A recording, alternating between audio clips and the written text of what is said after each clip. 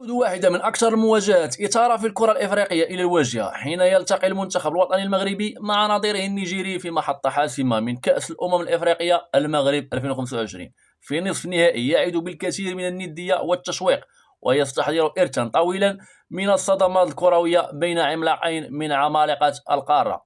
وعلى امتداد السنوات الماضية تقاطع طريق المنتخبين في 11 مناسبة رسمية بمختلف البطولات القارية والدولية.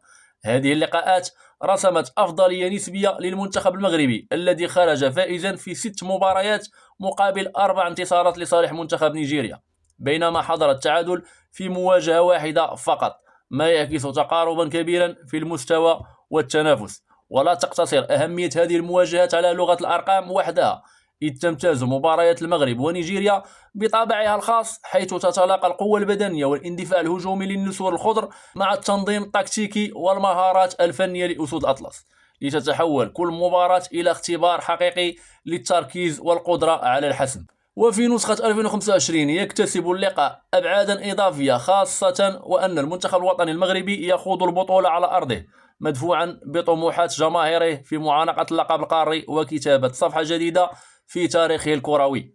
في المقابل يدخل المنتخب النيجيري المباراة بعزيمة قوية لتغيير المعادلة وكسر التفوق المغربي في المواجهات المباشرة.